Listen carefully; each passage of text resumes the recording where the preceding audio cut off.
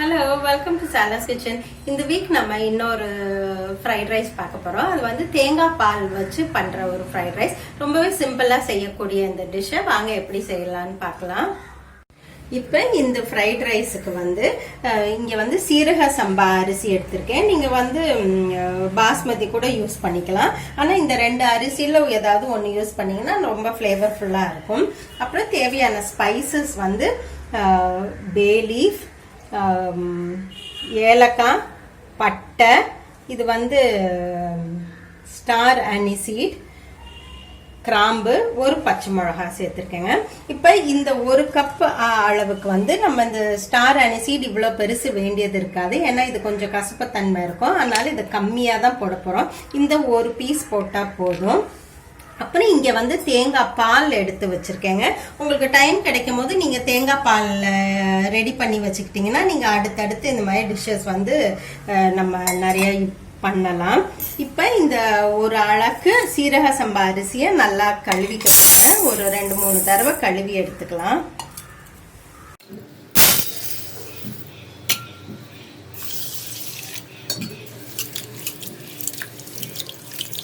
இந்த அரிசியை நல்லா கழுவியாச்சு. அடுத்து என்ன பண்ண போறோம்னா தேங்காய் பால் எடுத்துக்க போறோம். உங்களுக்கு எப்பெல்லாம் டைம் கிடைக்குதோ நீங்க அப்ப வந்து தேங்காய் பாலை வந்து ரெடி பண்ணி வச்சுக்கிட்டீங்கன்னா நீங்க வந்து நிறைய டிஷ்ஷஸ்க்கு வந்து அதை யூஸ் பண்ணலாம். ரொம்ப ஒரு ஈஸியா இருக்கும். டைம் கிடைக்கும் போது எடுத்து வச்சுக்கோங்க.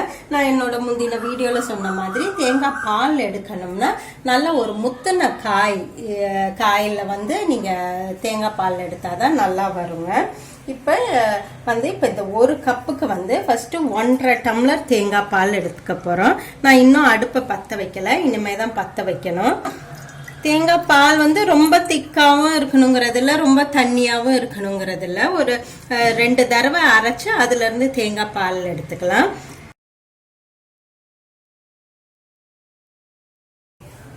என்ன பண்ணுங்க, எப்பவுமே நீங்க வந்து தண்ணி அளந்து ஊத்தும் போதுங்க நேரடியா இந்த அரிசியில ஊத்தாதீங்க. ஏன்னா சில சமயம் நம்ம கான்சென்ட்ரேஷன் வந்து மிஸ் ஆயிருச்சுன்னா அப்ப வந்து நமக்கு தண்ணி அளவு வந்து தப்பா போயிடும். அதனால தண்ணி அளவை வந்து எப்பவுமே தனியா அளந்து வச்சுட்டு அதுக்கப்புறம் அரிசியில சேர்த்துக்கலாம்.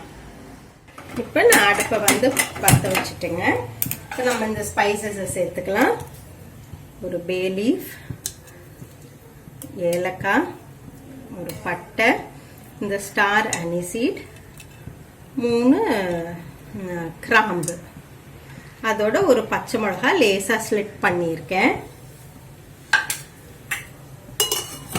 இப்போ என்ன பண்ணலாம், இந்த அரிசியும் இதிலே சேர்த்துக்கலாங்க.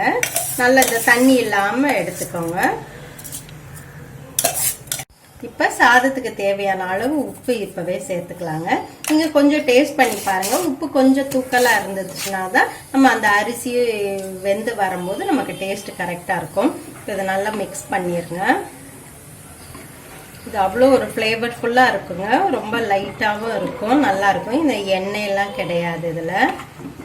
இப்ப வந்து நமக்கு இந்த சாதம் வந்து கொதி வந்துருச்சுங்க.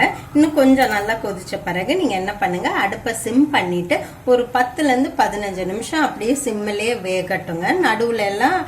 நடுவுல திறக்கிறேன்னா ஒரு தடவை திறந்து பார்க்கலாம். அதுக்கப்புறம் அடிக்கடி திறக்க கூடாது. அப்ப என்ன திறந்தோம்னா நம்ம அந்த ஃபிளேவர்ஸ் எல்லாமே போயிடும். அதனால இது இப்ப வந்து கொதி வந்துருச்சு. சிம் பண்ணிட்டு மூடி வச்சிடுறேன். இப்ப 10 மினிட்ஸ் ஆயிருக்குங்க. நம்ம திறந்து பார்க்கலாம் எப்படி இருக்குதுன்ட்டு. நல்லா எல்லாம் தண்ணி எல்லாமே நல்லா அப்சார்ப் ஆயிருச்சு. நல்லா அரிசியும் நல்லா வெந்த மாதிரி தான் இருக்கு. நல்லா வெந்துருச்சுங்க. இப்போ இந்த ரைஸ் வந்து நல்ல கோகோனட் ஃப்ளேவரோட ரொம்ப அருமையா இருக்குங்க.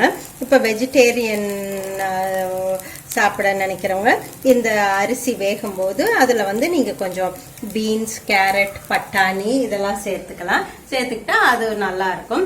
நான்வெஜ் சாப்பிட பிரியப்படுறவங்க வந்து இது பிளெயின் ரைஸோட சிக்கன் 65 அல்லது சிக்கன் கிரேவி ரொம்ப அட்டகாசமா இருக்கும்.